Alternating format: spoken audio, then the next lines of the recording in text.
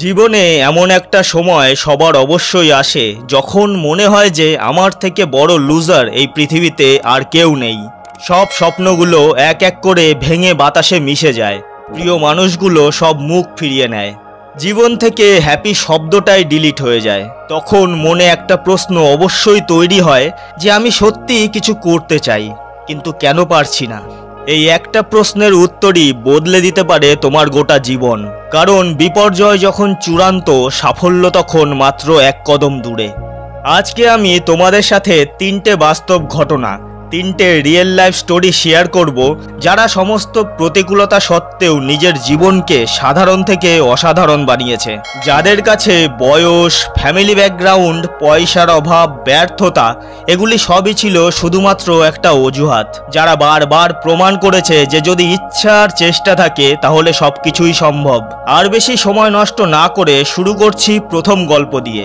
আপনারাও সময় নষ্ট না করে চ্যানেলটিকে সাবস্ক্রাইব করে দেবেন এবং ভিডিওটিকে লাইক এবং নিজের বন্ধুদের সাথে অবশ্যই শেয়ার করবেন। একটা সাধারণ ঘরের মেয়ে যে ন্যাশনাল ভলিবল প্লেয়ার ছিল, এক উজ্জ্বল ভবিষ্যতের লক্ষ্যে এসে এগিয়ে যাচ্ছিল, কিন্তু এক অভিশপ্ত রাতেই ছিন্ন বিচ্ছিন্ন হয়ে যায় তার পুরো জীবন, তার সব স্বপ্ন। এক ভয়ানক দুর্ঘটনা কেড়ে নিয়েছিল তার একটা পা, কিন্তু তবুও সে থেমে যায়নি। সে নতুন এক স্বপ্নকে আঁকড়ে ধরে বাঁচতে চেয়েছিল এবং সমস্ত অজুহাতকে বুড়ো আঙুল দেখিয়ে ইতিহাস রচনা করেছিল। গল্পটা বিশ্বের প্রথম মহিলা পর্বত আরোহী অরুণিমা সিনহাকে নিয়ে, যিনি কৃত্রিম পা লাগিয়ে মাউন্ট এভারেস্ট জয় করেছিল। 2011 সালে অরুণিমা ট্রেনে করে লখনৌ থেকে দিল্লি যাচ্ছিলেন সিআইএসএফ পরীক্ষার জন্য। অল্প সময়ের মধ্যেই এক চেন ছিনতাইকারী তার ব্যাগ চুরি করতে চেয়েছিল, কিন্তু অরুণিমা ভয় না পেয়ে তার প্রতিরোধ করে। কোনো উপায় না দেখতে পেয়ে অরুণিমাকে ট্রেন থেকে ধাক্কা মেরে পালিয়ে যায় সেই ছিনতাইকারী। আহত অবস্থায় রেল লাইনের উপর পড়েছিল অরুণিমা। ঠিক সেই সময় উল্টো দিক থেকে আসা আরেকটা ট্রেন তার পায়ের উপর দিয়ে চলে যায়। গুরুতর আহত অবস্থায় তাকে হাসপাতালে ভর্তি করা হয়। প্রাণ বাঁচাতে ডাক্তার হাঁটুর নিচ থেকে তার পা কাটতে বাধ্য হয়। ভাবুন একবার, যে মেয়েটার জীবন রাতারাতি বদলে গেল, সেই মেয়েটাই চিকিৎসা চলাকালীন অবস্থায় সিদ্ধান্ত নিল যে আমি মাউন্ট এভারেস্ট জয় করব। কি অসীম সাহস আর আত্মবিশ্বাস লাগে সব কিছু ভুলে গিয়ে এরকম সিদ্ধান্ত নিতে। অরুণিমা বলেছিলেন ক্রিকেটার যুবরাজ সিংয়ের ক্যান্সারের বিরুদ্ধে লড়াই করা এবং তার বিরুদ্ধে জয়লাভ করা উনাকে ইন্সপায়ার করেছিল। তিনি প্রথমে উত্তরকাশীতে অবস্থিত নেহেরু ইনস্টিটিউট অব মাউন্টেনিয়ারিং থেকে ট্রেনিং নেন।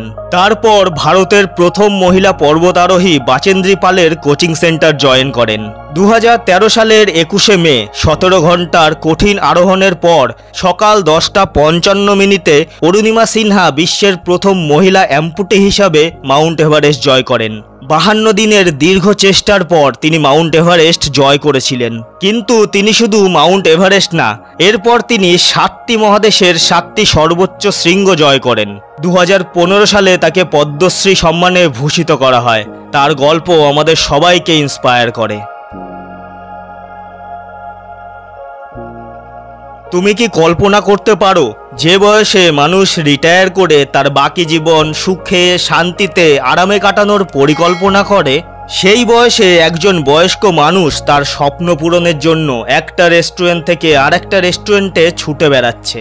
সারা জীবনে 15 জায়গায় চাকরি করেছে, কিন্তু কোথাও মনের মতো কাজ না পাওয়ায় বারবার চাকরি ছাড়তে বাধ্য হয়েছে।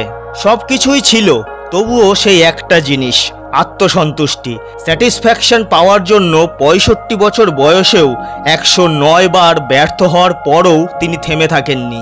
এই জেদ, এই সাহস এবং বিশ্বাস শুধুমাত্র উনাকে কাজ করার সাহস দেয়নি, উনাকে এই বয়সে কোটিপতিও বানিয়েছিল। আমি কথা বলছি বিশ্ববিখ্যাত ফুড কোম্পানি KFC এর কর্ণধার কর্নেল হারল্যান্ড স্যান্ডার্সের, যার ফ্রাইড চিকেন আজও পৃথিবীবাসীর কাছে একটা জনপ্রিয় খাবার। কিন্তু কিভাবে তিনি এই একটা রেসিপি দিয়ে 65 বছর বয়সে কোটিপতি হলেন, সেই গল্পটা খুব সংক্ষেপে আপনাদের সাথে শেয়ার করি। 1890 সালে আমেরিকায় জন্ম হয় তার। মাত্র 5 বছর বয়সে তার বাবা মারা যায়। মা সারাদিন সংসার চালাতে বাইরে কাজ করতেন, তাই ভাই বোনদের খাওয়া দাওয়ার দায়িত্ব পড়ে তার উপর। মাত্র 7 বছর বয়সেই রান্না শিখে ফেলে সে। ক্লাস 7এই পড়াশোনা ছেড়ে কখনো কন্ডাক্টর, কখনো ফার্মে, কখনো বীমা কোম্পানিতে কাজ করেন তিনি। কিন্তু 15 জায়গায় চাকরি পেয়েও সেখানে ব্যর্থ হন তিনি। 40 বছর বয়সে রাস্তায় একটা ছোট্ট দোকানে ফ্রাইড চিকেন বিক্রি করা শুরু করেন নিজের হাতে রান্না করে। 11টা সিক্রেট মশলা দিয়ে তিনি একটা বিশেষ ধরনের রেসিপি তৈরি করেছিলেন। সেই রেসিপি নিয়ে তিনি অনেক রেস্টুরেন্টে গেছিলেন, কিন্তু 109 বার তাকে রিজেক্ট করা হয়। তুমি যদি কোনো কাজে 109 বার রিজেক্ট হও তাহলে তুমি কি করতে? কমেন্ট করে অবশ্যই জানিও। বেশিরভাগ মানুষ যেখানে হেরে যায় তিনি সেখানে মেরুদণ্ড সোজা করে দাঁড়িয়েছিলেন।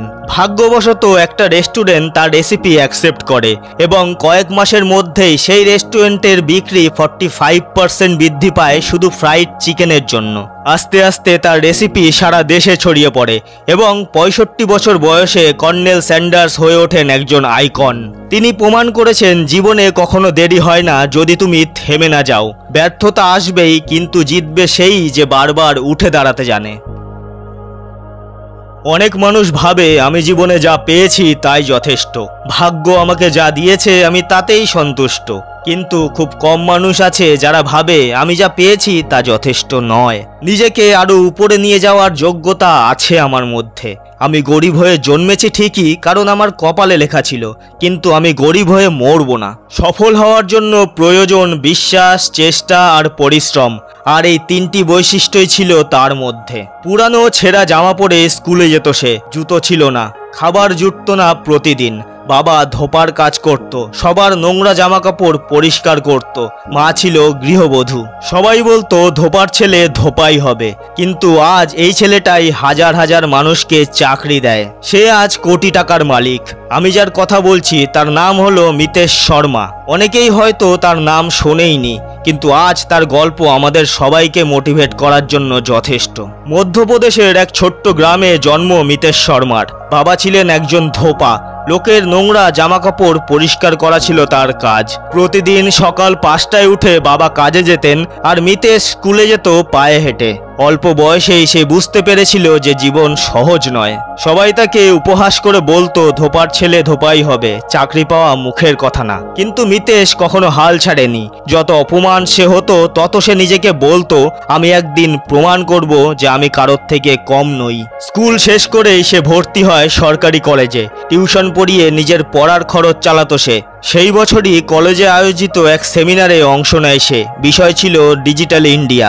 সেই দিন সে বুঝতে পারলো যে ইন্টারনেট, ওয়েবসাইট, অ্যাপস এগুলোই হলো আগামী প্রজন্মের ভবিষ্যৎ। তারপর কি? বিনামূল্যে ইউটিউবে এবং নানান ওয়েবসাইট থেকে ফ্রি কোর্স করা শুরু করলো সে। রাতে সবাই যখন ঘুমিয়ে পড়তো মিতেশ সাদা কাগজে ওয়েবসাইট ডিজাইন করে স্কেচ বানাতো। কিছু মাস পর একটা সস্তা ল্যাপটপ জোগাড় করে ছোটখাটো প্রজেক্টে কাজ করা শুরু করে। প্রথম মাসে আয় হয় 500 টাকা, কিন্তু সে তাতেই খুশি ছিল। কাজ করতে করতে একদিন হঠাৎ একটা বড় ক্লায়েন্টের কাছ থেকে সে কাজ পেয়ে গেল, 20,000 টাকার প্রজেক্ট।